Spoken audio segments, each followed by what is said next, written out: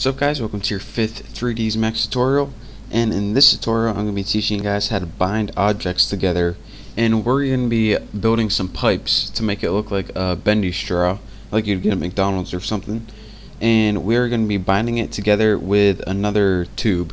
So let's go ahead and click tube right here and create our first tube. So I'm going to create something like this, and make sure you drag down instead of up. And now let's go ahead and modify it. Set radius 1, which is the inner radius, to something like 6, and then set the radius 2, which is just a little bit bigger, to 7. And now I'm gonna go ahead and change the height. If I go ahead and drag out here, I can see a little more. Go ahead and gotta select it again. Select it, modify, and change that height until you think you got, like, that looks like the height of a straw. So go ahead and I'm just gonna move this up so it's above the plane, and I'm gonna go ahead and create another one. Remember, your radius is 6 and 7, and you can change the other height to whatever you want. So go ahead and create tube, and let's go ahead and create another one. Drag out, drag down, and now change your radius 1 to 6, change your radius 2 to 7, and then go ahead and scroll your height until you think that looks good. And now let's go ahead and move this so it's a little bit closer. So in your top one, move it to the top, or move it closer to one another.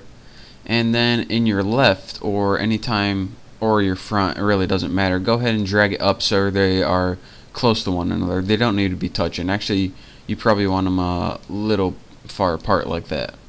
So now we got two tubes that are same radius but different heights. And as you can see, we're missing just the bendy part of the straw right now. So that's what we're going to create. So let's zoom in on this since we don't need all that. And go ahead and, instead of your standard primitives, and make sure you're in your create still, go ahead and click extended primitives, and then go ahead and click hose. And we're going to create a hose right now. So just go ahead and drag out and drag up.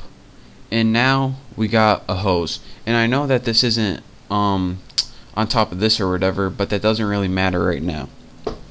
So the first thing we want to do before we even change the diameter or anything like that is go ahead and connect it.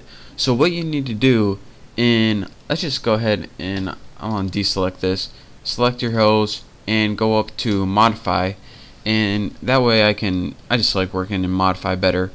Go ahead and click bound to object pivots. So go ahead and select that, and that's going to allow you to bind this hose that we just created to your sections of your pipe or tube. So go ahead and pick top object, click that, and this allows you to click your top object, and now it says top tube 2. So now let's go ahead and pick bottom object, and go ahead and press that. And now you see our hose is bound to our tubes.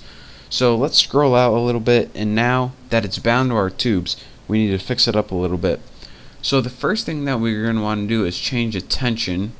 So just change it to something that looks nice, like 32, and just mess around with it, like 18 for the bottom. That looks good.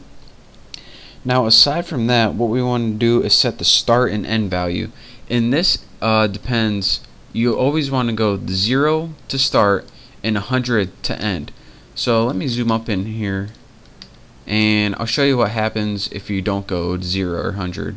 So if you go like from 50%, then the only thing you're editing is 50% of the tube. So you want to start at 0 and go to 100, and this way you can edit the entire hose, not the tube. So after that, what we want to do is probably go to cycles, and what cycles means is pretty much, in this case, how many bends. So we probably want to go something that looks good. That's too much, like 9. That looks good. And now this diameter right here, right under common hose parameters, this is the diameter of your let's see, you see the outer ridges right here and your inner ridges when it expands out and in. The diameter under common hose properties is your diameter of your inner. So let's go ahead and set that to something like, let me see, something that looks good, 13. That looks pretty good to me. So if we change it, we decide it looks bad, we can always come back. And now we want to go under hose shape, and this is the last thing we're going to do. And we're going to want to change the parameter, or excuse me, the diameter of the entire hose. So go ahead and probably the the best view for viewing this is the top, since you can see the diameter of the top hose. So go ahead and click this again, or your hose, and go ahead and change the parameter, or excuse me, how come I keep saying parameter? Diameter of your hose by just scrolling down until it fits like right there. So that looks good from the top view, and also the perspective view, if we zoom in, that looks pretty good as well. So now we have a bendy straw, and we can go ahead and change our views with our view cube, and bam, look at that. So probably the only things you want to do now is you can change the color by clicking like color, set them all the same, change this color, and then go ahead and change this color, and just make sure they're all uniform color, so it kind of looks like, you know, a straw is all the same color, so gotta keep it like that. And now if you want to see this kind of moving around, go ahead and select the shorter tube that we just created, and go ahead and in the move tool, and you can see what happens when we move our straw around. The bendable part stays with it since we connected or bound those objects, and we can go ahead and move it down, side to side, left or right, and we can also click rotate, and we want to make sure, and we can go ahead and rotate it like this.